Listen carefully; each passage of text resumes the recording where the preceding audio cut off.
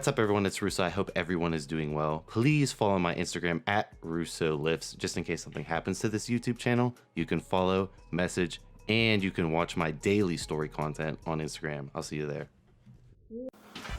What's up everyone, it's Russo. I hope everyone is doing well. First day initial impressions of injectable OSTARINE. So be sure to stick around for that. But did want to go over my pre-workout and during workout drinks. So I have received nothing besides positive feedback on people who are able to purchase the Gorilla Mode. I understand the whole international thing, the shipping charge is insane, but I appreciate everyone supporting Gorilla Mind. So this is Derek, MorePlatesMoreDates pre-workout. So yeah, basically this has one of the best formulas, if not the best formula, that is more about the formula for the customer, less about the profit margins. So be sure to check out the video I made on it. Link in description to purchase. If you buy through that link, it supports me and obviously supports Derek's company. So again, Mango Peach is my flavor. I'm not the biggest fan of the Tiger's Blood, but Mango Peach, this is it. Turnkey pre-workout, crazy pump, and crazy nootropic focus with no jitters, no itching, none of that. It's the best, and I really stand behind that this is for most people besides extreme, stim freaks that have their adrenal glands burned out. This will get the job done perfectly for literally everyone, and the pumps are nasty with this product, especially if you're enhance and stack it. It's just crazy. And then if you guys have been following me on Instagram, I've been plugging Power Beats for free because I thought about a good product for a good pump that's available at Walmart, which domestically in the United States you can pretty much, there's a Walmart everywhere. 15 bucks, it's flavored great. Red beetroot powder is one of the best vasodilators, cheapest vasodilators you can get. Personally was utilizing it to flavor my drinks at night to help me lower my blood pressure while I sleep while I was 250 pounds. But I stacked these together for an absolutely ludicrous pump and great nutrient delivery, yada yada yada. I'll stop pitching it. And then for my during workout drink, aka all day drink, Anabolic IV by Enhanced. So Enhanced is the predecessor of EA, and they are coming into the domestic market, and they have some killer products. And then as far as the water goes, I'm drinking 9.5 pH alkalized water because with these injectable SARMs specifically, I'm noticing a lot of electrolyte imbalances, meaning my muscles are going through electrolytes a lot faster than someone who is natural. So I am replacing those electrolytes and minerals all the time by drinking alkaline water all day. Diamond Creek's personally my favorite alkalized water, followed up by the 88 water, alkaline 88 water at Walmart as well. I rotate these waters. I feel really good when I switch fully onto alkaline water, and it does personally for me make a difference. So that's what I'm going to get to. I will see you guys. I hope everyone is doing well. So this is going to be my final review on injectable OSTARINE. I know I said initial impressions in the first part of the video, but in reality this will be the only content I do on injectable OSTARINE because of the side effects. So let's go into oral OSTARINE first, what to expect from that, and then we can compare to injectable. So oral OSTARINE, in my opinion, is the poster boy of SARM, the definition of what SARMs are supposed to be as far as, an enhancement with TRT or something along those lines. Very low side effects with reward, right? Because they're supposed to be less side effects than regular gear. Obviously, the more powerful SARMs have the same amount of side effects as regular gear.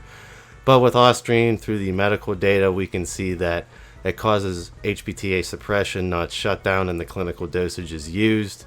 And through anecdotal reports, we can see that if your HPTA is kicking out high natural test, OSTARINE is not going to completely shut you down, in the right dosage setup. Obviously, as dosage goes up, more suppression occurs.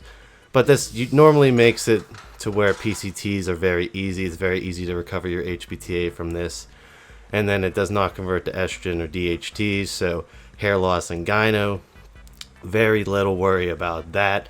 And then it's anabolic, not very androgenic, meaning no viralization effect in females, no deepening of the voice, no androgenic side effects as hair loss, acne, all that stuff. So it's really the poster boy of what SARMs are supposed to be, and it's personally my favorite SARM when I get asked that question, just because I think it's the most bang for your buck with little worry and side effects, a low risk option.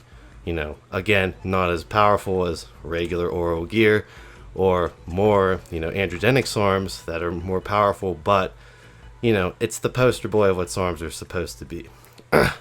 With that being said, injectable, complete opposite. So there are some side effects of oral Austrian I'll go into. It is probably one of the more liver toxic SARMs, meaning in the higher dosage threshold, there is some significant liver toxicity. That's pretty much the biggest side effect I get reported. And then obviously skews cholesterol, all the other stuff of synthetic androgens, but there's very little side effects to really nitpick other than the oral toxicity. Personally, for me, oral Austrine's biggest benefit for me is the, for some reason, joint effect. I feel good with my joints. It makes lifting heavy feel smoother. And, that's the opposite with YK11. YK11 makes me feel like I'm going to snap all my shit up. But with Austrian joints, for sure, definitely feel a lot better. But the big thing for me, and I've said it in 1,000 videos, is the mental effect Austrian gives me. It's kind of like this uplifted, positive effect, similar to D-ball, the D-ball confidence. A lot of people who use gear can relate it to that. It just like the on top of the world mental effect is what kept me going back to Austrian, even though there's stronger options as far as muscle gain. I think just the mental effect alone, makes it something worth looking into as far as utilization. But going into injectable now, final review. So injectable Austrian is nothing like oral Ostarine at all. So I only played around with it for four-ish days, and more acne. Skin got very oily very fast, so boom. Hair loss, boom. It shot my libido up, very androgenic. And body temp increase, blood pressure increase, all this crazy stuff. And then as far as joint effects go, it wasn't any more amplified than oral, even though the bioavailability of oral Ostarine is 40% and the injectable is like in the 90s. So obviously way more bioavailability with ejection. So I didn't notice any better joint effects. The mental effect, however, is amplified like crazy to a point where it feels close to Adderall. So the mental effect was way crazier, kind of freaky. Again, everyone's brain chemistry is different than mine, so it might be a reaction of anxiety. I get anxiety with RAD 140, whereas others don't. But Austrian always gave me an uplifted effect, and with the injection that was amplified. But the real kicker and the real danger of it was the toxicity. So the liver toxicity, again, was not negated with the injection at all, because if you don't know, with an injection, you're not avoiding the liver completely. All blood's going to hit the liver. You're just avoiding that one first pass, taking less strain off the liver, right? So it's eventually going to hit the liver. Once it started, the toxicity built up very fast, and my liver became inflamed very, very quickly, and it was at a dosage orally. It was not some crazy dosage. It was a pretty minuscule dosage, again, in the range of an oral dosage that would be utilized. I was still playing around with it. I didn't even try going high dosage with it because I knew about the toxicity of the oral, and I knew it was going to be amplified, but it's crazy amplified. Again, my liver was completely inflamed. I had to stop rapidly, and then I had to do 2 shots of glutathione, TUDCA, and NAC, alpha-litic acid, milk thistle, the whole 9 yards. My liver feels normal now, but again, it was in a matter of 2 days that the toxicity built up to a point where I was like, oh my god, and I was waiting for it to half-life out. So yeah, cannot really recommend it at all. It just puts a shame on what Austrian is about. Oral form factor Austrian is where it's at. Injectable is zero benefit, if not obviously all side effects. Again, most people go the Austrian route to avoid hair loss. Injectable causes hair loss. They go the oral route to avoid acne. Injection causes acne. They go to avoid androgenic environment. Injection created a very androgenic environment. So it's more of the same. Again, I said it in my last video that, you know, the androgenic environment from injectable SARMs is basically the whole reason why it's dumb, because people are going the SARM route to avoid all those side effects. And even though they're more powerful, although I don't really think, you know, injectable Austrian was that powerful compared to the injectable RAD140 or the injectable YK11 or the injectable LGD 4033, you know, it's just not worth it in my opinion. So going through this training footage, my incline bench is almost back up to 315. I could probably hit 315 with a spotter, but my strength is finally back where it used to be as far as incline when before I got my minor pec strain. So super happy about that. My physique, as far as weight goes, I'm still maintaining 244 pounds. I'm going to be dropping all injectable SARMs. This is my final injectable SARMs video. So, you know, this is pretty much all of them covered besides S4. I already know from my friends who have used injectable S4 that I don't want to use that because you will legit go blind. You won't have like yellow vision. You will go blind. You will literally go blind. So I cannot, you know, stay the fuck away from that one. But overall, yeah, I said my final thoughts in the last video, so I don't really think I need to touch on it anymore. Physique update, like I said, was 244. I plan on obviously detoxing, which I'm doing right now, and then I'm going back into my cruise, and then I will probably do a contest prep cycle and document it after my move is complete.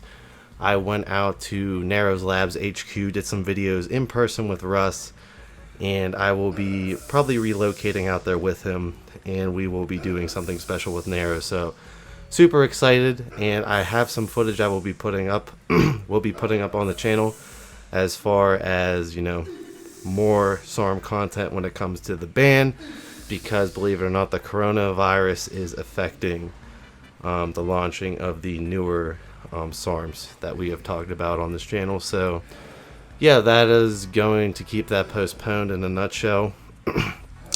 This is how my back is looking. I guess I'll just go into talking about the footage while I can. So overall, a lot of people made some stuff or some comments about my physique that I wanted to touch on. So personally, my weak points as I see them are my arms in general. I know people are saying tricep.